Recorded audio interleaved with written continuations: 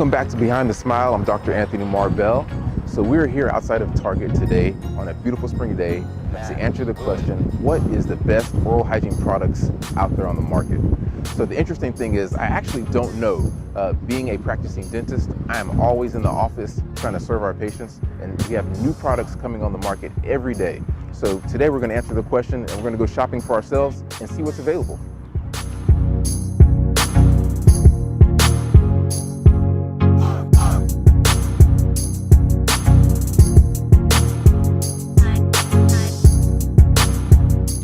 Okay guys, here we are. So there are a ton of different toothbrushes out here, and we get asked all the time, what's the best toothbrush?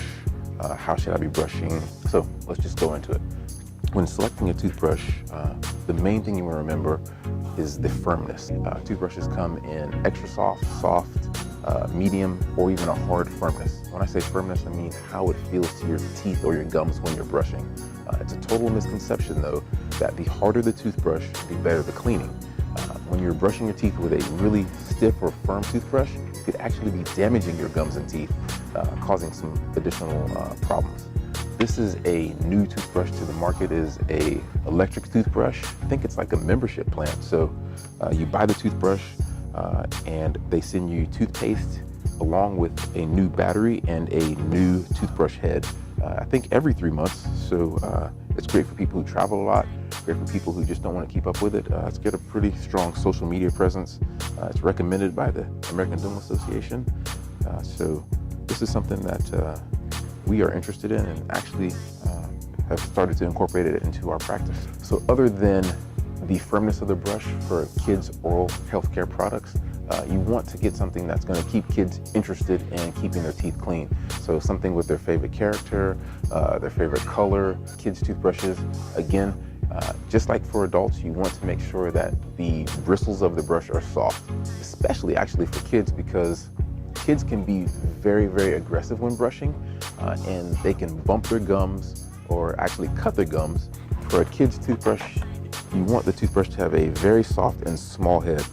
Kids' mouths are very small, so you want something that they can really effectively clean and get back in the very back of their mouth really easily. And also you want to remember that as kids grow, look at the ages on these toothbrushes. They vary in ages which are acceptable for the kids to use. And so as your child grows, just keep checking to see if that toothbrush is adequate for their age. Here, this is another frequently asked question, dental floss. What dental floss brand do I buy? As you can see, there's an overwhelming amount of choices. Up here you have what will be termed as, people call it floss tape, or basically conventional or manual flossing, okay? So this is where you pull out the string and you go in between your teeth and you're going tooth by tooth. This one, the string actually is mounted on a little carrier. And so with that, you actually take the carrier and you just put it in between your teeth. It comes with a little pick on the end. So the question I always get asked is, which one's better? Well, I was taught in dental school that this is better.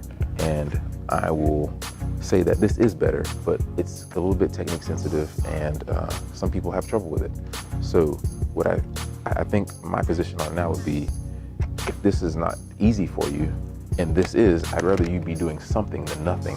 And so this is a great option for you. And I actually use this and this. These are both great products. This one's by Oral-B. You can get this whole bag of them for $3.49 as well. So these are cool to keep like in your glove box in your car, maybe your backpack.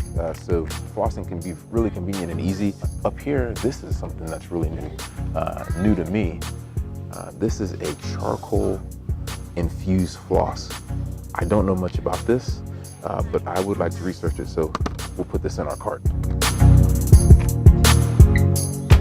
Mouth rinse. What type of mouthwash or mouth rinse do I use? So many variations of mouth rinse, mouthwash. You've got natural, Listerine natural. You've got zero alcohol. One of the big things now, I think, amongst mouth rinses or mouthwash, same thing, are alcohol versus non-alcohol containing mouth rinses. So I think most of the brands, or most of the major product brands, have gotten away from putting alcohol into their formulas or their mouth rinses. Alcohol actually dehydrates anything it touches. So for instance, if you have rubbing alcohol and you just put it on your arm, some of you may remember like that fast evaporation, that cool feeling.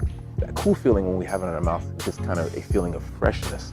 However, it actually makes your mouth dry. And so a lot of the companies have gotten away from using alcohol in their mouthwash. This is an excellent product. I used this as a kid. One thing I like about this is the cap. So it actually says it on the packaging, accurate dosing cup. So this gives you the exact amount of fluoride you need for your teeth. This is really, really good to help prevent cavities. You squeeze it and there's a little clear reservoir here that fills up just the perfect amount, so you're not using too much. This one was introduced to me a couple years back. So this is called TheraBreath. This does not contain alcohol. It's actually oxygenated water. We've actually heard, even from social media, that some people think that this actually doesn't taste that great. So we'll do a taste test. We'll put this in our cart as well.